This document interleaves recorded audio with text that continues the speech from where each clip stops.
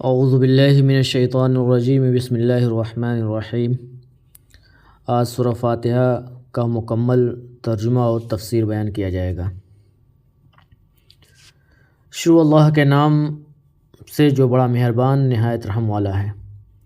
الحمدللہ رب العالمین، سب طرح کی تعریف خدا ہی کو سزاوار ہے جو تمام مخلوقات کا پروردگار ہے۔ الرحمن الرحیم، بڑا مہربان نہایت رحم والا۔ مالک یوم الدین، انصاف کے دن کا حاکم۔ ایاک نعبد و ایاک نستعین، اے پروردگار ہم تیری ہی عبادت کرتے ہیں اور تجھی سے مدد مانگتے ہیں۔ اہدنا الصراط المستقیم، ہم کو سیدھے راستے چلا۔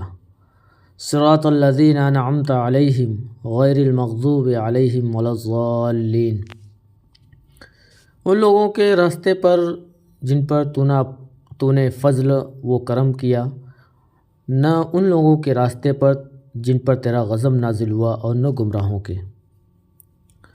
سورہ فاتحہ قرآن مجید کی سب سے پہلی سورت ہے جس کی احادیث میں بڑی فضیلت آئی ہے۔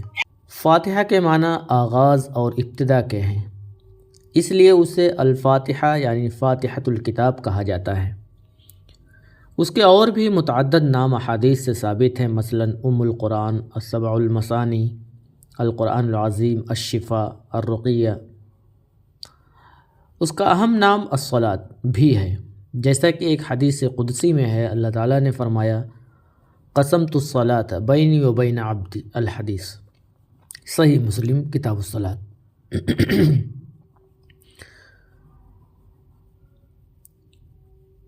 کو اپنے اور اپنے بندے کے درمیان تقسیم کر دیا ہے۔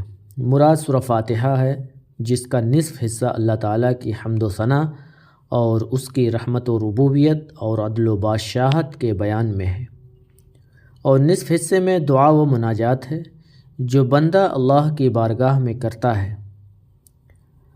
اس حدیث میں سورہ فاتحہ کو نماز سے تعبیر کیا گیا ہے، جس سے یہ صاف معلوم ہوتا ہے کہ نماز میں اس کا پڑھنا بہت ضروری ہے۔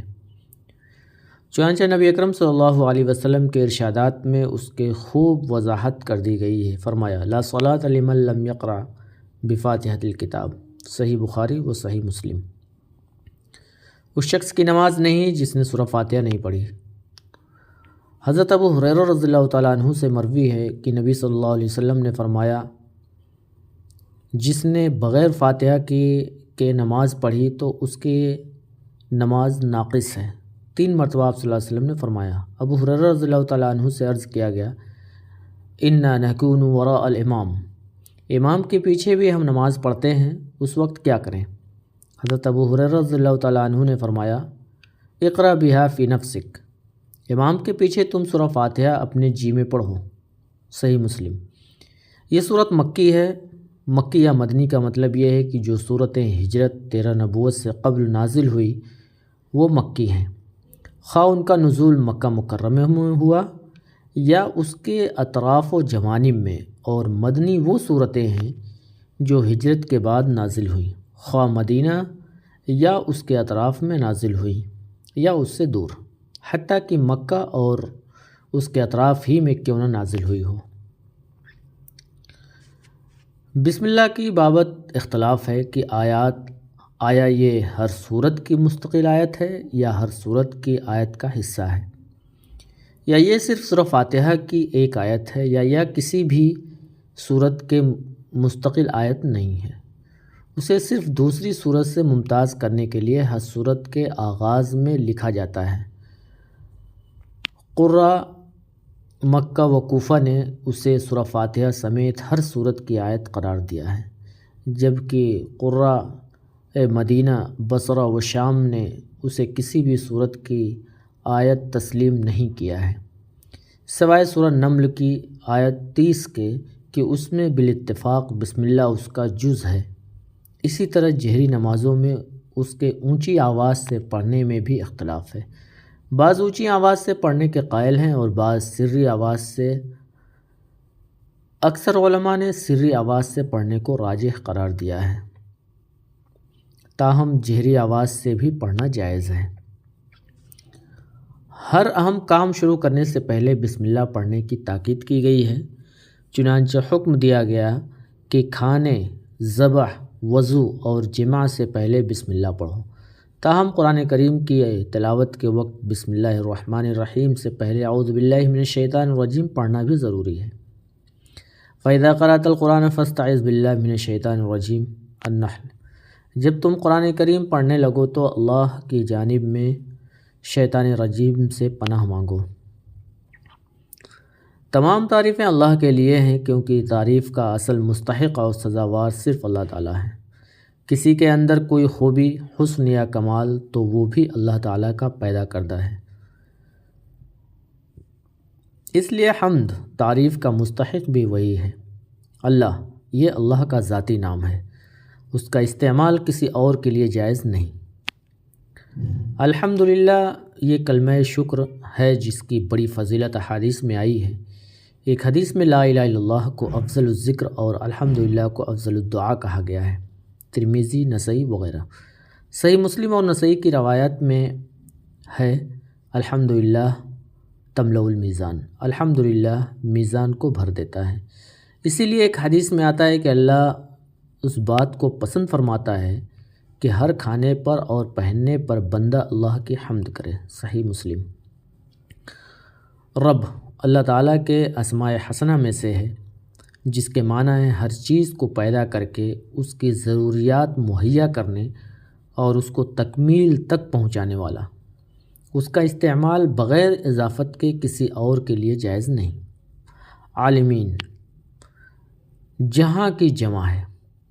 ویسے تو تمام خلائق کے مجموعے کو عالم کہا جاتا ہے، اسی لیے اس کی جمع نہیں لائی جاتی، لیکن یہاں اس کی ربوبیت کاملہ کے اظہار کے لیے عالم کی بھی جمع لائی گئی ہے، جس سے مراد مخلوقات کی الگ الگ جنسیں ہیں، مثلا عالم جن، عالم انس، عالم ملائکہ اور عالم و حوش و طیور وغیرہ۔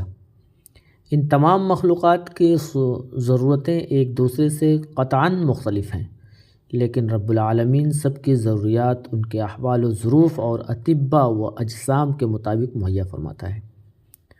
دنیا میں اس کی رحمت عام ہے، جس سے بلا تخصیص کافر و مومن سب فیض یاب ہو رہے ہیں، اور آخرت میں وہ صرف رحیم ہوگا، یعنی اس کی رحمت صرف مومنین کے لیے خاص ہوگی۔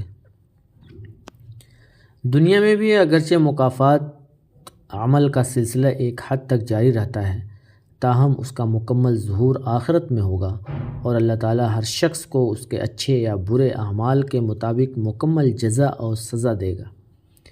اللہ تعالیٰ اس روز فرمائے گا لمن الملک اليوم، آج کس کی بادشاہی ہے؟ پھر وہی جواب دے گا اللہ الواحد القہار، صرف ایک غالب اللہ کے لیے۔ یوم لا تملک نفس لنفس شیئا، اس دن کوئی ہستی کسی کے لیے اختیار نہیں رکھے گی، سارا معاملہ اللہ کے ہاتھ میں ہوگا، یہ ہوگا جزا کا دن۔ ہم تیری ہی عبادت کرتے اور تجھی سے مدد چاہتے ہیں، نہ عبادت اللہ کے سوا کسی اور کی جائز ہے اور نہ استعانت ہی کسی اور سے جائز ہے۔ ان الفاظ سے شرک کا سد باب کر دیا گیا ہے۔ شرک تو یہ ہے کہ ایسے شخص سے مدد طلب کی جائے جو بظاہری اسباب کے لحاظ سے مدد نہ کر سکتا ہو، جیسے کسی فوت شدہ شخص کو مدد کے لیے پکارنا، اس کو مشکل کشا اور حاجت روا سمجھنا، اس کو نافع و فائدہ مند سمجھ کر اس سے دعا کرنا، اور دور و نزدیک سے ہر ایک کی فریاد سننے کی صلاحیت سے بہرور تسلیم کرنا، اس کا نام ہے ما فوق الاسباب۔ طریقے سے طلب کرنا اور اسے خدائی صفات سے متصف ماننا، اسی کا نام شرک ہے، جو بدقسمتی سے محبت اولیاء کے نام پر مسلمان ملکوں میں عام ہے۔ ہدایت کے کئی مفہوم ہیں۔ راستے کی طرف رہنمائی کرنا، راستے پر چلا دینا، منزل مقصود پر پہنچا دینا، اسے عربی میں ارشاد، توفیق، الہام اور دلالت سے تعبیر کیا جاتا ہے، یعنی ہماری صراط مستقیم کی طرف رہنمائی فرما، اس پر چلنے کی توفیق اور اس پر استقامت نصیب فرما تاکہ ہمیں تیری رضا منزل مقصود حاصل ہو جائے۔ یہ صراط مستقیم وہی الاسلام ہے جسے نبی صلی اللہ علیہ وسلم نے دنیا کے سامنے پیش فرمایا اور جو اب قرآن و احادیث صحیحہ میں محفوظ ہے۔ یہ صراط مستقیم کی وضاحت ہے کہ یہ سیدھا راستہ وہ ہے جس پر وہ لوگ چلے جن پر تیرا انعام ہوا۔ یہ منعم علیہ گروہ ہے، انبیاء، شہداء، صدیقین اور صالحین کا۔ بعض روایت سے ثابت ہے کہ مغضوب علیہم جن پر اللہ کا غضب نازل ہوا سے مراد یہودی اور ضالین گمراہوں سے مراد نصارہ یا عیسائی ہیں۔ ابن ابی حاتم کہتے ہیں کہ مفسرین کے درمیان اس میں کوئی اختلاف نہیں۔ المغضوب علیہم بالیہود والضالین بالنصارى فتح القدیر۔ اس لیے صراط مستقیم پر چلنے کی خواہش رکھنے والوں کے لیے ضروری ہے کہ وہ یہود اور نصارہ دونوں کی گمراہی سے بچ کر رہیں۔ سورہ فاتحہ کے آخر میں آمین کہنے کی نبی صلی اللہ علیہ وسلم نے بڑی تاکید اور فضیلت فرمائی ہے، اس لیے امام اور مقتدی ہر ایک کو آمین کہنے چاہیے۔ نبی صلی اللہ علیہ وسلم جہری نمازوں میں اونچی آواز سے آمین کہا کرتے تھے اور صحابہ رضی اللہ تعالیٰ عنہم اجمعین بھی، حتیٰ کہ مسجد گونج اٹھتی۔ ابن ماجہ، ابن کثیر۔ اونچی آواز سے آمین کہنا سنت اور صحابہ کرام رضی اللہ تعالیٰ عنہ کا معمول بھی ہے۔ اللہ تعالیٰ ہمیں سورہ فاتحہ پر مکمل عمل کرنے کی توفیق عطا فرمائے۔